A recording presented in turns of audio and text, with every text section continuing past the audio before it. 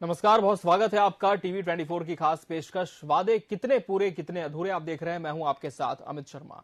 आज हम अपनी खास पेशकश में बात करने जा रहे हैं धार जिले की। धार जिले में कुल 7 विधानसभा की सीटें आती हैं। वर्तमान में कांग्रेस के पास 5 और भाजपा के पास 2 सीटें हैं। मध्य प्रदेश की धार जिले की 7 विधानसभा सीटों में से 2 सीटें जो सामान्य वर्ग के लिए हैं, उसमें बदनावर के अलावा धार विधानसभा सीट भी शामिल है।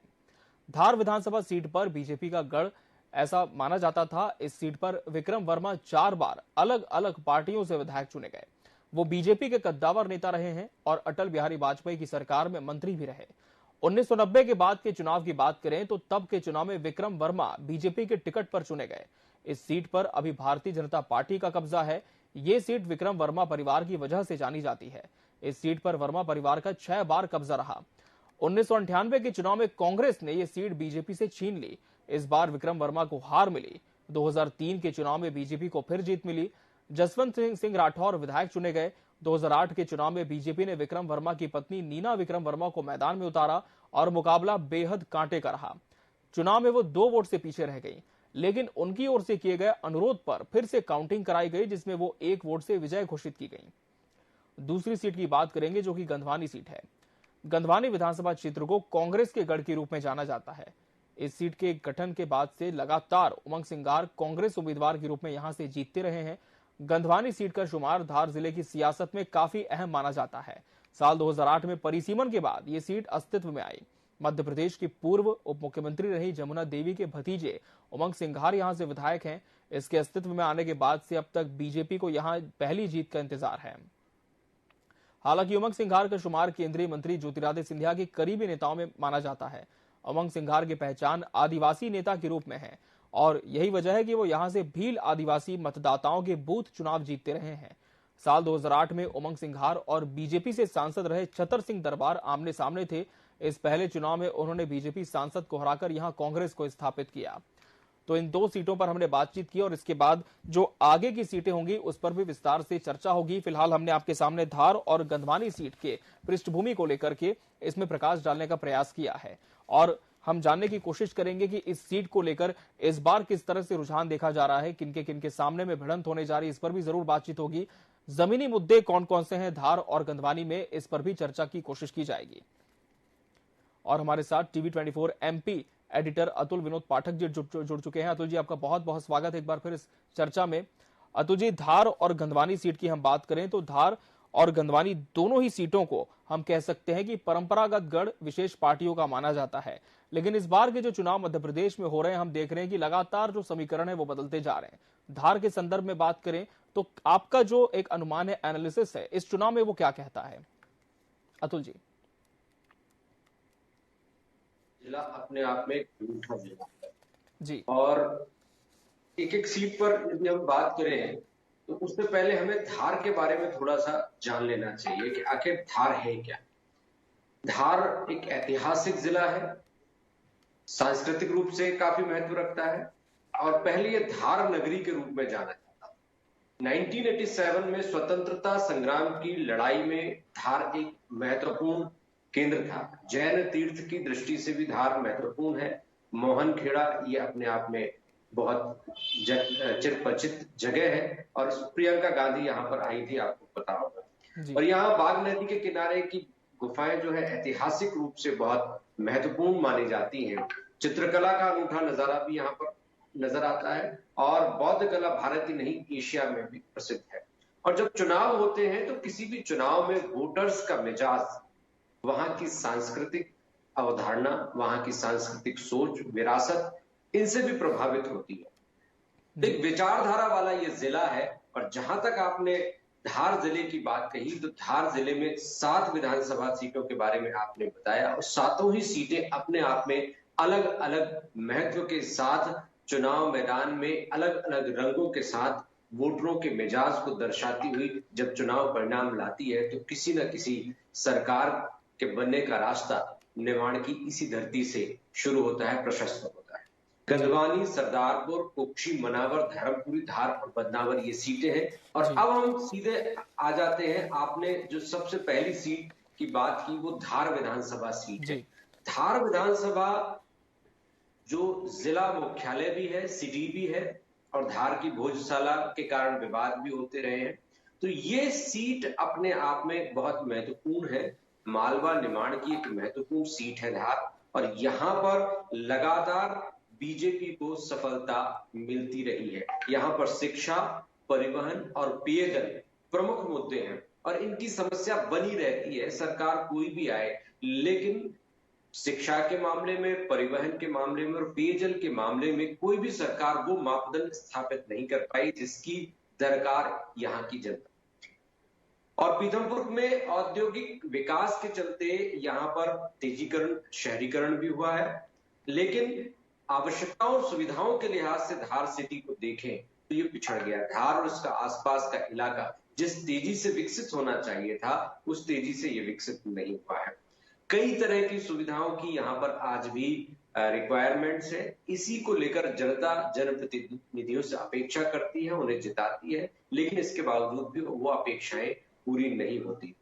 और पीथमपुर यहाँ पर है सीवरेज ट्रीटमेंट प्लांट को लेकर, अन्य कई बुनियादी जरूरतों को लेकर जिस तेजी से यहाँ के जनप्रतिनिधि को काम करना था वो नहीं किया। लेकिन इसके बावजूद भी भारतीय जनता पार्टी के कैंडिडेट को धार जिले के मतदाताओं ने अच्छे खासे प्रतिशत से जिताया। और यहाँ का मैं आपको सिनेरियो बताता हूं, चुनाव दर चुनाव किस तरह के नतीजे रहे। 3 लाख मतदाताओं वाला धार विधानसभा सीट का नजारा आप देख सकते हैं कि यहाँ पर 2018 में नीना वर्मा चुनाव जीती। नीना वर्मा के बारे में मैं आपको बता दूं, पूर्व केंद्रीय मंत्री, मध्य प्रदेश के कद्दावर नेता विक्रम वर्मा की पत्नी है। 2018 में ये यहां से विधायक बनी, 2013 में विधायक बनी, 2008 में विधायक बनी। 3 बार लगातार नीना वर्मा को विधायक बनाया यहाँ की जनता ने। 2003 में बीजेपी ही जीती और जसवंत सिंह राठौर को विधानसभा पहुंचाया बीजेपी के उम्मीदवार। 1993 में खुद बीजेपी से विक्रम वर्मा यहां पर पहुंचे। विक्रम वर्मा नेता प्रतिपक्ष भी रहे दिग्विजय सिंह शासनकाल में। इससे पहले पटवा शासनकाल जो बीजेपी का कार्यकाल था, उसमें विक्रम वर्मा शिक्षा विभाग का दायित्व संभालते थे। 90 में भी विक्रम वर्मा जीते। इससे पहले कांग्रेस की हम बात करें तो 1985 में कांग्रेस जीती थी। उसके बाद लगातार बीजेपी यहां से जीतती चली आ रही है। लेकिन 85 के पहले भी विक्रम वर्मा जीते, 77 में विक्रम वर्मा जीते और 72 में कांग्रेस जीती। यानी विक्रम वर्मा और उनकी पत्नी ही ज्यादातर समय पर इस क्षेत्र का प्रतिनिधित्व करती रही। जी बिल्कुल, तो धार, गंधवानी सहित जो दूसरी सीटें हैं उन पर भी हम चर्चा करेंगे। और अतुल जी आप जुड़े रहेंगे हमारे साथ। फिलहाल हम बढ़ते हैं तीसरी सीट की ओर, जो कि है कुक्षी विधानसभा सीट। तीसरी सीट धार विधानसभा में कुक्षी विधानसभा सीट की आती है, जिसे कांग्रेस का गढ़ कहा जाता है। ये सीट कांग्रेस की जमुना देवी के नाम से है, जो प्रदेश की पहली महिला उप मुख्यमंत्री बनी थी और विधानसभा में विपक्ष की नेता भी रही थी। इनके अलावा सुरेंद्र सिंह बघेल की वजह से भी ये सीट अपनी खास पहचान रखती है। फिलहाल इस सीट पर कांग्रेस का कब्जा है। कुक्षी सीट के राजनीतिक इतिहास पर नजर डालें तो 1990 के चुनाव में रंजना बघेल विधायक चुनी गई थी। उन्होंने तत्कालीन विधायक और कांग्रेस की उम्मीदवार जमुना देवी को कड़े मुकाबले में हराया था। 1993 के चुनाव में जमुना देवी ने रंजना को आसानी से हरा दिया। जमुना देवी 1998 के बाद 2003 और 2008 के चुनाव में भी विजयी रही थी। इसके पहले जमुना देवी 1952 और 1985 में भी चुनी गई थी। 2010 में जमुना देवी की कैंसर की वजह से मौत के बाद 2011 में हुए उपचुनाव में बीजेपी ने ये सीट कांग्रेस से झटक ली। मुकाम सिंह किराड़े यहां से चुने गए। हालांकि 2013 के चुनाव में ये सीट कांग्रेस के पास फिर चली गई और सुरेंद्र सिंह बघेल विधायक बने। हालांकि 2018 में फिर से वो चुने गए। और आपको बता दें, सरदारपुर और धर्मपुरी सीट भी धार जिले की चौथी विधानसभा सीट के रूप में है। और धार जिले की चौथी विधानसभा सीट सरदारपुर के चुनावी इतिहास पर नजर डालें तो पिछले 7 चुनावों में से यहां से कांग्रेस को 5 बार जीत मिली है। 2 बार बीजेपी के खाते में जीत गई। 2018 के विधानसभा चुनाव की बात करें तो कांग्रेस के प्रताप ग्रेवाल ने बीजेपी के संजय सिंह बघेल को आसान मुकाबले में 36,205 मतों के अंतर से हराया था। धर्मपुरी सीट पर कांग्रेस का कब्जा है। बीजेपी ने धर्मपुरी विधानसभा सीट के लिए कालू सिंह ठाकुर को इस बार मौका दिया है।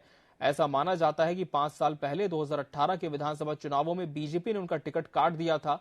कालू सिंह ने 2013 में बीजेपी के टिकट पर यहां से चुनाव लड़ा था और जीत हासिल की थी। भाजपा ने एक बार फिर उन पर भरोसा जताया और धर्मपुर सीट के राजनीतिक इतिहास जानने के लिए पिछले कुछ चुनावों के परिणामों पर हम नजर डालें तो इस सीट पर बीजेपी का ज्यादातर समय तक दबदबा रहा है। तो कहीं ना कहीं हम देख पा रहे हैं कि कुछ जगहों पर कांग्रेस तो कुछ जगहों पर बीजेपी चुनाव जीत कर आई है और परंपरागत गढ़ के तौर पर भी कुछ सीटों को देखा जाता है। TV 24 MP editor Atul Vinod Pathak ji लगातार हमारे साथ चर्चा में बने हुए हैं। अतुल जी, हम देख पा रहे हैं कि कुछ सीटें ऐसी हैं जो कांग्रेस का गढ़ है, कुछ सीटों पर बीजेपी ने इस गढ़ को तोड़ा भी है। इस बार के जो समीकरण है क्या वो बदले हैं? और सबसे अहम सवाल कि जो चुनावी वादे किए गए थे, जैसा हमारे कार्यक्रम का नाम भी है, ये चुनावी वादे कितने पूरे नजर आते हैं धार की इन विधानसभा सीटों पर?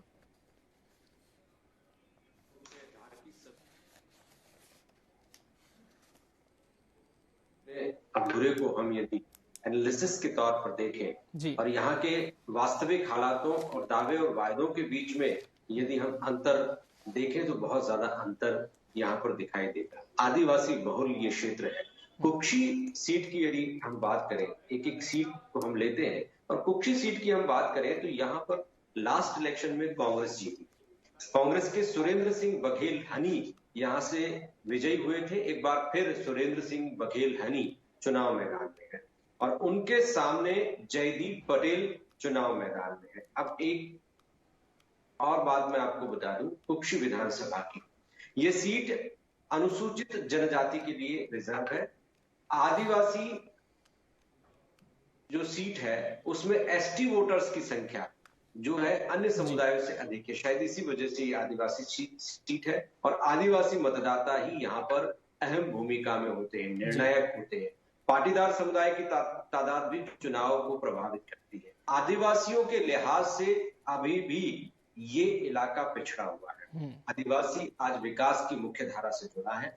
ऐसा हम नहीं कह सकते कि आदिवासियों की उपेक्षा हुई है। निश्चित रूप से भारतीय जनता पार्टी की सरकार ने आदिवासियों को जोड़ने के लिए बड़े बड़े आयोजन किए। आदिवासियों के जननायकों को, टंट्या मामा हो, भीमा नायक हो, उन सबको गौरवान्वित करने का प्रयास भी किया गया। प्रधानमंत्री नरेंद्र मोदी भी कई अवसरों पर यहाँ पहुंचे हैं। तो आदिवासियों को लेकर बीजेपी सरकार हमेशा दावा करती रही कि उसने पेसा एक्ट लागू किया और अन्य आदिवासी हक और हुकूकों के लिए कानून बनाए और उनके लिए कार्य किए और अनेक योजनाएं वो गिनाती है। इसी तरह से कांग्रेस भी आदिवासियों के हक में काम करने की बात।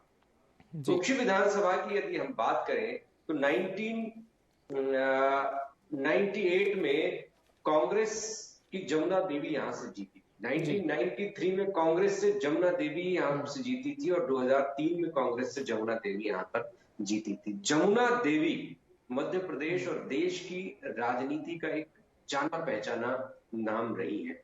जमुना देवी उस समय सांसद बनी थी जब जवाहरलाल नेहरू प्रधानमंत्री हुआ करते थे और इसी क्षेत्र से वो प्रतिनिधित्व कर रही थी। तो एक आदिवासी लीडर के तौर पर जमुना देवी इसी कुक्षी विधानसभा सीट से निर्वाचित होती रही। सांसद के रूप में धार संसदीय क्षेत्र को उन्होंने चुना और विधायक रूप में कुक्षी विधानसभा से 1993, 98 और 2003 में वो मध्य प्रदेश की उप मुख्यमंत्री भी थी और उनका मुख्यमंत्री बनने का सपना अधूरा रह गया क्योंकि राजनीतिक समीकरण एक आदिवासी को मुख्यमंत्री बनाने तक केंद्रित नहीं हो पाया। तो कुक्षी की हम बात करें, यहाँ पर कांग्रेस को अच्छा खासा समर्थन मिला है, बीजेपी को यहाँ से समर्थन मिला, लेकिन बीजेपी 1967 से लेकर अभी तक के चुनावों में सिर्फ 2 बार विजयी हुई है। कुक्षी सीट कांग्रेस के लिए लकी सीट मानी जा सकती है। अतुल जी, माफ कीजिए, आपको रोकना चाहेंगे। इस समय हमारे साथ वरिष्ठ पत्रकार भी जुड़ रहे हैं जो कि स्थानीय हैं और यहाँ के मुद्दों पर पकड़ रखते हैं और साथ ही जनता की नब्ज भी टटोल रहे हैं। हमारे साथ वरिष्ठ पत्रकार पुरुषोत्तम जी जुड़ चुके हैं। पुरुषोत्तम जी, आपका बहुत बहुत स्वागत हमारे इस खास कार्यक्रम में। जिस तरह से हम लगातार धार जिले की सीटों का विश्लेषण कर रहे हैं, हमने एक बात देखी यहाँ पर पुरुषोत्तम जी की कुछ सीटों पर बीजेपी तो कुछ सीटों पर कांग्रेस का दबदबा रहा है, लेकिन इस बार जो विधानसभा चुनाव धार जिले की इन 7 विधानसभा सीटों पर होने जा रहे हैं, किस तरह का माहौल वहां पर देखने को मिल रहा है? क्या जो हवा है वो अपना रुख बदलती हुई नजर आ रही है?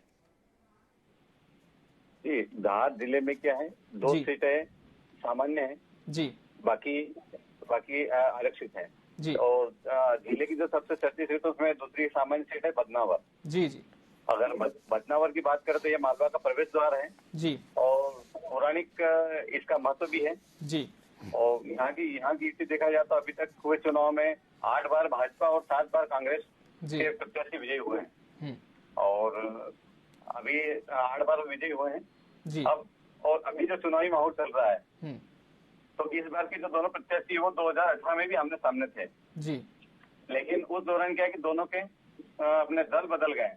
2018 में राजवर्धन सिंह दत्तीगांव कांग्रेस से चुनाव लड़े थे जी, जबकि भंवर सिंह शेखावत इंदौर से आए थे, वो भाजपा से चुनाव लड़े थे जी, हाँ। और 2018 में अपने 2018 के बाद जब राजवर्धन कांग्रेस से विजय हुए तो 2020 में सिंधिया के साथ ये भाजपा में शामिल हो गए। तो शामिल होने के बाद में पहली बार जी, आजादी के बाद पहली बार बदनावर को भी मंत्री पद मिला जब इनको शिवराज सरकार में औद्योगिक नीति एवं निवेश प्रोत्साहन मंत्री का पद दिया गया था जी। इसके बाद 2020 के चुनाव में ये इन्होंने अपने चुनाव लड़े और ये भाजपा से विजयी हुए जी। अब चूंकि 2023 में चुनाव रहे हैं तो भंवर सिंह शेखावत हाल ही में भाजपा के जो जनसंघ के नेता रहे वरिष्ठ नेता रहे वो इस बार इसमें शामिल हो गए कांग्रेस में और उन्होंने कांग्रेस में आके बदनावर से ही अपनी ताजभोगी पसंद अपना ये हिस्सा चुना और अब ये दोनों फिर से एक बार आमने सामने हैं। बिल्कुल, तो कहीं ना कहीं ये काफी हॉट सीट है और इस बार फिलहाल देखना होगा कि मतदाता का जो मन है वो किस ओर जाता है। पुरुषोत्तम जी, बहुत धन्यवाद आपका हमसे जुड़ने के लिए और सीटों पर चर्चा करने के लिए। बहरहाल हम बढ़ते हैं आगे और बात करते हैं बदनावर सीट की, जिस पर अभी हमारी चर्चा भी हो रही थी। बदनावर सीट पर मुख्य चुनावी भिड़ंत राज्य की बीजेपी सरकार के मंत्री राजवर्धन सिंह दत्तीगांव और कांग्रेस नेता भंवर सिंह शेखावत के बीच है। इस सीट पर चुनावी मुकाबला इस बार भी बेहद दिलचस्प है। बीजेपी और कांग्रेस के टिकट पर एक दूसरे को चुनौती दे रहे हैं। ये दोनों परंपरागत प्रतिद्वंदी हैं जो तीसरी बार आमने सामने हैं, लेकिन इस बार उनकी पार्टियां बदली हुई हैं। यही वजह है कि इस सीट पर रोचक जुमला उम्मीदवार वही पर पार्टी नहीं, ये सुनाई दे रहा है। दत्तीगांव कांग्रेस के उन 22 बागी विधायकों में शामिल थे जो साल 2020 में ज्योतिरादित्य सिंधिया की सरपरस्ती में विधानसभा से त्यागपत्र देकर बीजेपी में शामिल हो गए थे। शेखावत ने इसी साल 2 सितंबर 2023 को भाजपा छोड़कर कांग्रेस का दामन थामा। अब वो बदनावर में बीजेपी प्रत्याशी दत्तीगांव के खिलाफ कांग्रेस के टिकट पर दम ठोक रहे हैं। मनावर की बात करेंगे और ये धार जिले की 7वीं विधानसभा सीट है जिसका समीकरण बेहद ही खासा रोचक है और मनावर सीट की पर यहां पर मुकाबला डॉक्टर बनाम इंजीनियर का है। भाजपा ने 27 वर्षीय इंजीनियर और जिला पंचायत सदस्य शिवराम कन्नौज को उम्मीदवार बनाया है। आदिवासी समुदाय के लिए आरक्षित इस सीट पर कन्नौज की मुख्य भिड़ंत कांग्रेस के मौजूदा विधायक और जनजातीय संगठन जय आदिवासी युवा शक्ति के संरक्षक डॉक्टर हीरालाल अलावा से है। एक 40 वर्षीय अलावा नई दिल्ली के अखिल भारतीय आयुर्विज्ञान की सहायक प्रोफेसर की नौकरी छोड़ने के बाद 2018 के पिछले विधानसभा चुनाव के दौरान चुनावी राजनीति में उतरे थे। भाजपा के युवा उम्मीदवार ने आरोप लगाया कि कांग्रेस विधायक अलावा आदिवासियों को आजीविका मुहैया कराने और एक सीमेंट संयंत्र के लिए अधिग्रहित उनकी जमीनें वापस दिलाने का वादा निभाने में नाकाम रहे। इस सीट पर अलावा ने पलटवार में दावा किया है कि सूबे की भाजपा की सरकार ने आदिवासियों, किसानों और बेरोजगारों के लिए कुछ भी नहीं किया और कुल मिलाकर मनावर का संग्राम काफी दिलचस्प होने जा रहा है। तो बची हुई सीटों पर भी हम चर्चा कर लेते हैं। हमारे साथ TV 24 MP editor Atul Vinod Pathak ji जुड़े हुए हैं। अतुल जी, बदनावर और मनावर ये काफी खास सीटें हैं। बदनावर में सबकी नजरें इसलिए भी टिकी हैं क्योंकि एक जुमला यहां पर बड़ा ही प्रचलित हो चुका है कि उम्मीदवार वही लेकिन पार्टी नहीं, क्योंकि जिस तरह से 3 साल पहले समीकरण चेंज हुए और इस बार भी देखने को मिल रहा है, तो ऐसे में क्या लगता है कि चेहरों पर इस सीट पर चुनाव लड़ा जाएगा, ना कि पार्टी सिंबल पर? देखिए, पार्टी सिंबल गॉड हो गया है क्योंकि यहाँ पर कैंडिडेट्स भरोसेमंद नहीं रह गए। जो भारतीय जनता पार्टी का झंडा बुलंद करके और भारतीय जनता पार्टी के एक निष्ठावान कार्यकर्ता के रूप में जीवन भर कार्य करते रहे भंवर सिंह शेखावत, अब वो कांग्रेस का झंडा थाम चुके। अंत समय तक कहते रहे कि बीजेपी नहीं छोड़ी, लेकिन बीजेपी छोड़ दी और कांग्रेस से उम्मीदवार बन गए। यहाँ पर कांग्रेस का झंडा थामने वाले राजवर्धन दत्तीगांव अब बीजेपी से चुनाव मैदान में, हालांकि उपचुनाव में वो बीजेपी से उम्मीदवार बनकर जीते और मंत्री पद हासिल किया, लेकिन उनकी पहचान एक कांग्रेस नेता के तौर पर होती रही। तो पार्टी बदल गई है, चेहरे अदला बदली हो गए हैं। अब जनता के लिए पार्टी और उम्मीदवार दोनों में कोई बहुत फर्क नहीं पड़ता है। कौन उम्मीदवार कब किस पार्टी का दामन थाम ले ये कहा नहीं जा सकता। तो यहाँ पर चेहरे महत्वपूर्ण भूमिका निभा रहे हैं और बीजेपी कांग्रेस के बीच ही यहाँ पर मुख्य मुकाबला रहा है। बदनावर की बात करें, राजपूत और पाटीदार समुदाय की महत्वपूर्ण भूमिका रही है। इसके अलावा मैं आपको बता दूं, मनावर सीट की हम बात करें तो मनावर सीट भी एक महत्वपूर्ण सीट है। यहाँ पर अनुसूचित जनजाति के लिए आरक्षित है। और जय आदिवासी संगठन के हीरालाल अलावा कांग्रेस से जीते थे जी। रंजना बघेल जो कि पूर्व मंत्री है वो भी यहाँ से जीतती रही है, लेकिन उनको इस बार बीजेपी ने टिकट नहीं दिया जी। बिल्कुल, लेकिन इस बार हम मनावर में जो देख पा रहे हैं अतुल जी, अक्सर धार की सीटों पर हमने देखा है भाजपा और कांग्रेस के बीच में मुकाबला हुआ है, लेकिन यहां पर जयस का खासा दबदबा देखा जा रहा है। तो क्या आपको लगता है कि यही एकमात्र सीट ऐसी है जहां पर जयस अपना खाता खोल सकता है और बीजेपी और कांग्रेस को कड़ी टक्कर हो सकती है?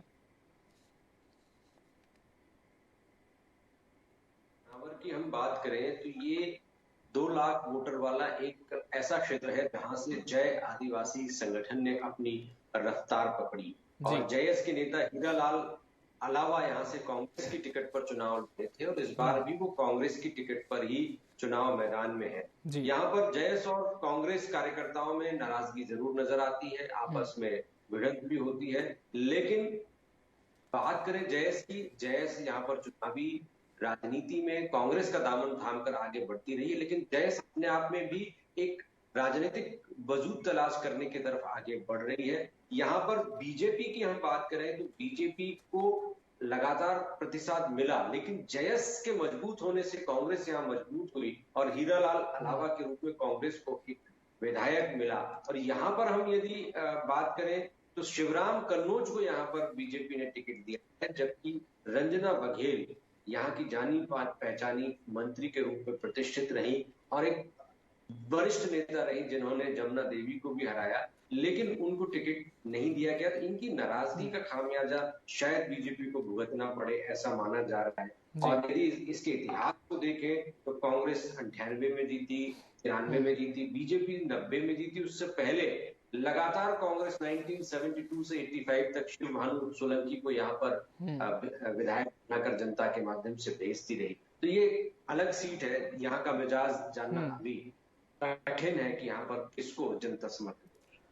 बिल्कुल, और चूंकि चुनाव में अभी काफी समय भी है, कुछ ही समय हम कह सकते हैं, और लगातार जो प्रत्याशी हैं वो कैंपेनिंग भी कर रहे हैं और जनता के मिजाज को समझने की कोशिश कर रहे हैं।